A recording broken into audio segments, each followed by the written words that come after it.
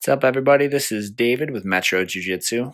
As always, I appreciate you tuning in. Just a few things before we get started. If you're watching this on YouTube, do me a favor, smash that like button, subscribe to our channel. You'll get notified of our latest updates and content.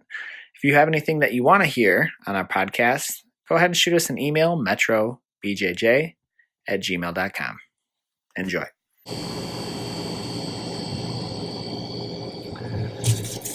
All right, so this is Coach David with another Metro Jiu-Jitsu podcast here with Coach Mohammad. How are you, Coach? Hey, I'm doing great.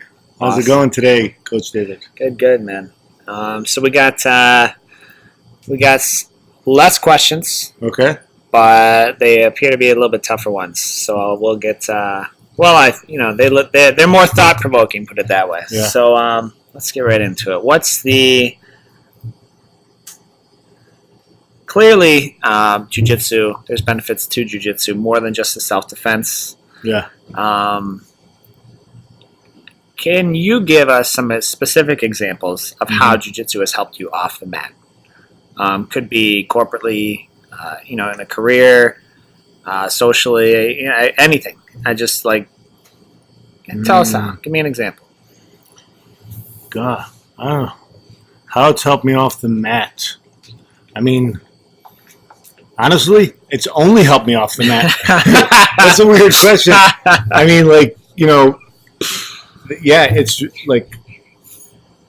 it's all of my benefit has really come outside of the gym. Literally spending, a couple hours a day, 3-4 days a week, but all of the benefit that I've gotten is really off the mat. Did they specify where off the mat that they were? They might be. I think they're just looking for I mean, hey, I'm not bragging, but I honestly believe I am a success story. I mean, I'm a success story of all of the good, all of the positive that comes, and I've seen them over the last 12 years. I've seen other success stories also. I mean, the longer you stay, the more success you have outside of the mat, and the more examples you have from the benefits of jiu-jitsu. Well, Coach, I would agree. You may be a success story. I think I might be a bigger success story. And he's laughing. I have more stripes on my back. I know why you're laughing though. So you saw that picture yesterday of actually of that fight. Yeah, that first fight, man. I must have been 17, and just translating that to where we are today. Man, that's you want to talk about a transformation. But it's from that. There's the picture we're talking about. I'm forgetting this isn't audio. Or it's only audio. It's like I have my eyes swollen shut from my high school photo card. Yeah, and it was from that fight I got in, and so taking that from a low point to to kind of where we're at now. I got a wife and a gorgeous daughter, and now I'm helping others learn jiu-jitsu and the benefits that are from it there. Yeah. And David, I haven't been in one fight since then. Yeah, well, I mean, I would bet you I got more black eyes than you. I would definitely bet you if we can go back and we can create a little chart, I would definitely compare. You're probably right. I only had the one. Pre-jiu-jitsu, pre-martial arts, I bet you I've been beat up more than you. Yeah. So no, but I think that I'm a success story. So their question was specific time at BJJ. I think they're looking for an example, just something practical. Okay, I had to go in.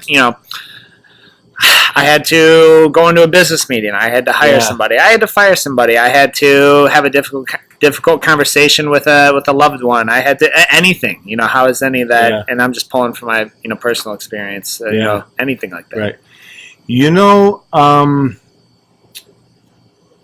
If you look around at the next time you're online and you look at any type of Brazilian Jiu-Jitsu tournament, that would be a good place to check out this example. And I'm going to call it posture. If you look at first place, if you look at second place, and you look at third place, take a look at the posture of all the individuals.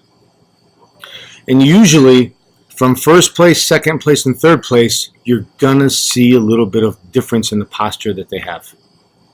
For the most part, first place is going to be better physical posture than second place. Second place is going to be better posture than third place.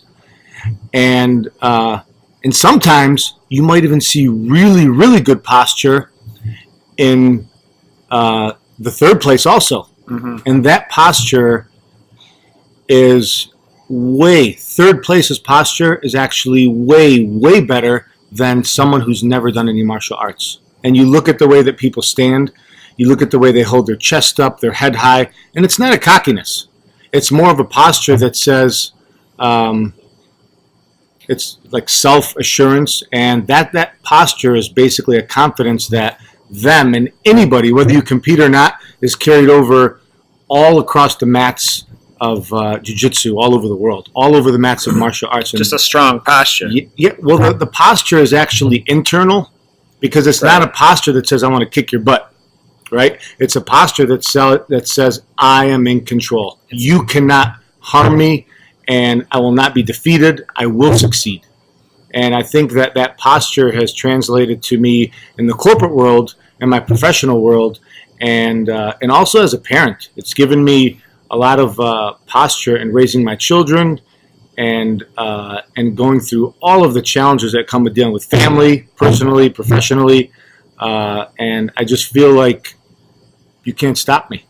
You can't stop me. You won't break me, and whatever comes in my way, I will deal with it, win or lose, good or bad outcome. I'm going to keep that strong posture and keep pushing forward. So it's a mental internal strength that manifests itself outwardly. Physically. Yeah, absolutely. Yeah, and those pictures, they're very easy to tell. You start to like forensically look at their shoulders, it'll tell the whole story.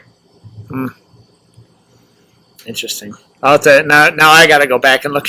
Yeah, check your posture out, coach. Check your posture. Posture says everything. I like this one. Have you ever had to use jiu-jitsu in the real world? Yeah. Like to defend myself? I think so. Yeah. Have you ever used jiu-jitsu, either for yourself or for others? Probably yourself.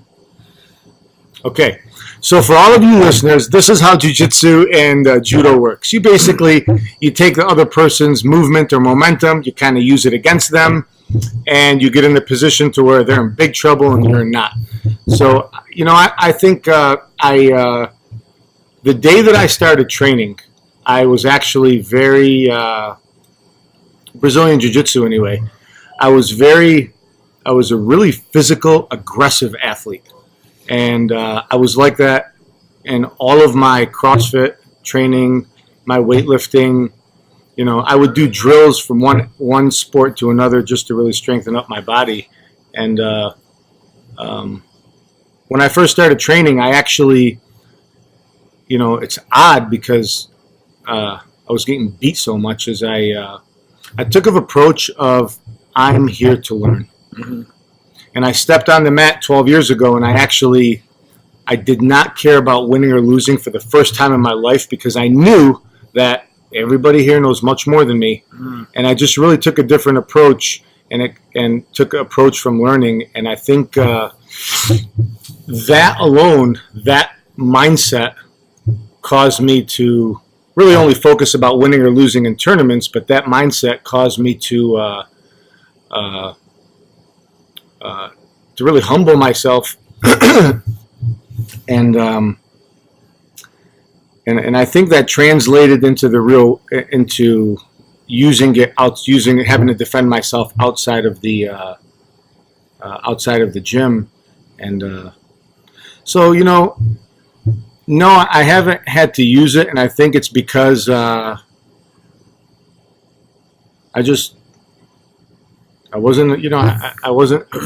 never felt threatened. Yeah. If you have somebody if you have your training partners coming in to try to I guess you could say physical harm to you, mm-hmm. and you start to learn how to stop it. Yeah.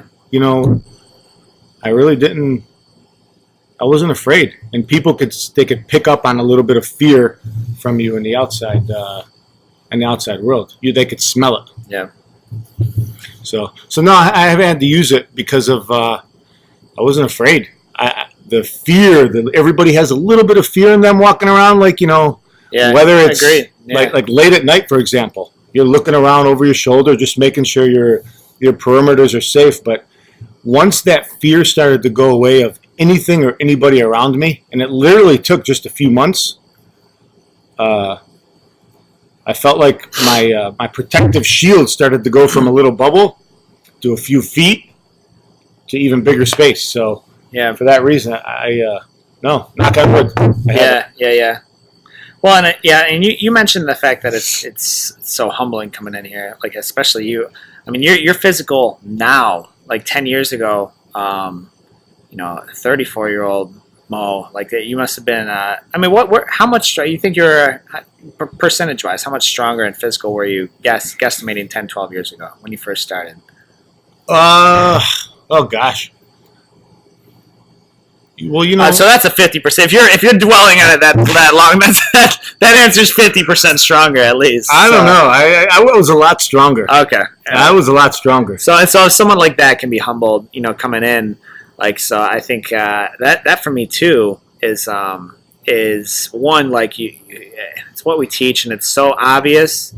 You're not looking for fights. Like if you're looking for fights, you'll fight. It's amazing how many fights break out at 1 a.m. at a bar. Like everyone's looking for a fight. There's a lot of tough guys there. But if you're just like, at least I've made up in my mind, I'm sure you have as well. Unless someone is in serious harm, I treat it like a CPL almost. Yeah. Unless you better. It is deadly force. Yeah. It is a deadly. So, if you're looking for a fight, you'll find one. If you're not, you'll avoid it. All right. So there's no next question. There is a very deep family bond, almost blood-like connection with Jiu Jitsu, the Jiu Jitsu family, people who practice it and roll together. Mm-hmm. Very, very, very tight-knit camaraderie, brotherhood, sisterhood feel. And the question is, how is it different from like other sports, and how can the connection be so deep so quick? Like we've got members in here after just a couple months, and they're like family. I mean, like we had like mothers and kids coming out to support our team, yesterday. Yeah. Stuff that after a month or two, that's pretty deep. So, what do you think that? What's the magic formula, the secret recipe in jiu-jitsu? I can't give up my secrets here, David. Well, that's why we're gonna have 500 members here. I'm sorry. Yeah, I'm gonna have to pass on to the next question. All right. Well, yeah. You have to say, in short, though. I mean, it is kind of like come and see for yourself, and it's. No, I mean, joking aside, it's that should be in everywhere. That should be in every gym. I agree, and I believe it really is. To some level, you start to meet and connect with people on different levels, and you actually, it's interesting because you don't always like. When you start to meet people in the jiu-jitsu community, it's not like, okay, let's go hang out Friday night. Let's go hang out before. Let's go catch lunch. I mean, there have been some friends that I've met through jiu-jitsu over the last 11 years that I've got to do the lunches or dinners, and we used to go out as a team. But we're fitting this training for kids and adults outside of school, maybe outside of other activities, outside of family. So we're there's not much other time to re-include the people that we meet. Mm-hmm. So if you understand that, so we still get really connected with people. We still get connected and have this bond, and it's for many reasons. But one of them is because like I mentioned earlier, you're climbing up a mountain. 1 in 200 people, I'd say minimum 200 people who sign up are going to go from white belt to purple belt. At the bare minimum. Yes. At the bare minimum, I think it's got to be probably higher. But there's got to be. We got to keep stats, man. Yeah. Well, our data is coming back in with all the 100 or a couple hundred members that we have already.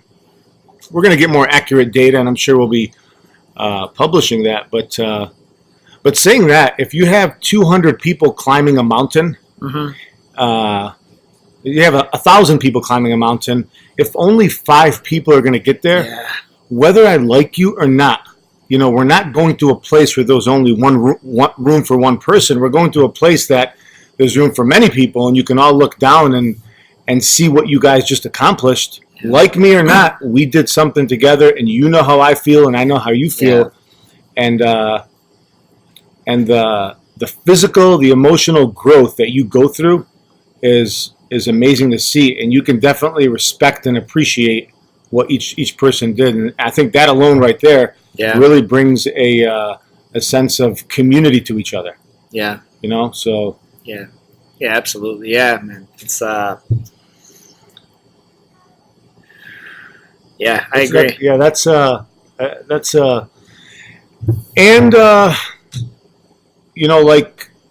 this is all about individual development. If I'm moving faster than you and I'm progressing faster than you on the mat, there comes a point where, let's just say for conversation's sake, that you and I are training partners, but I'm getting better at a faster rate than you for whatever reason. Let's say I'm a faster learner than you, which I think I'm on the slower side personally. If I want to make myself better, I got to give you tools to catch up. Agreed. Yeah, absolutely. Absolutely. And contributing, that's basically like saying, give me your hand, let me pull you up this next step on that big mountain. And like me or not, you're going to respect the fact that we have both gone through the same struggle. And, I think that alone right there really contributes to a community, because, it's not an easy thing to climb that mountain. Yeah, I don't know the stats. I mean, how many people you're 3-stripe, you're almost at black. How many people stuck around for you? I'm trying to think. I mean, maybe one for me that I started. Yeah, I'll even give it like a 6-month window. I mean, none of them like started day one were the same. I mean, but even within a 6-month window of starting me, I can't remember any. Yeah. One maybe. Yeah. I mean, from time to time, I'll run into those people in the streets or in the community, and that used to do jiu-jitsu. Yeah. And it's, as the years go by, you start to see how many people actually never finished what they started, never got back on this journey or finished what they started. And it's really interesting to see how many people are out there like that. And it's always when you see them, it's always like, you don't bring it up. Like not you don't bring it up, like, because it's like, look, I get it. Like I get that there's people have lives. I get that people have kids and I have kids and family, and stuff comes up. And jiu-jitsu, like, I get it. I get all of the reasons why people quit. Trust me. Yeah. It doesn't change the fact that they do. And so, like, you're just talking like, hey, man, how's everything? Good. I got to get back in the gym. I should really be like, I didn't tell you to get back in the gym. Isn't it funny how it's like you just guilted them, but you really didn't? Your presence. You're just, just seeing you, like, they feel so guilty. And everybody I've ever met never stops talking about how they should get back into it. They need to get started again. And no one's ever like, boy, I'm glad I quit jiu-jitsu. I've never heard that. That's the best. That's funny. Well, that's it. So, you have anything else you want to add, Coach? Not today. Thanks for having me. I appreciate the time and look forward to connecting again soon. All right, guys. You can be sure to subscribe to our YouTube channel. We're on all types of social: Facebook, Instagram. You can like and follow us there, and always also reach out to us if you are interested in starting jiu-jitsu, or maybe you're one of those that started and you want to get back on it. Hit us up, and we'll be here for you. Talk to you soon. We hope you have enjoyed this podcast. As always, if you have any questions or anything you want to hear on our podcast, you can send those to metrobjj@gmail.com. Or perhaps you want to start your jiu-jitsu journey today and come check out our gym. We're located at 13555 Eureka Road, Southgate, Michigan. And we're right next to Planet Fitness. Come on in. Our friendly staff will be happy to answer any of your questions and meet your goals. Talk to you soon.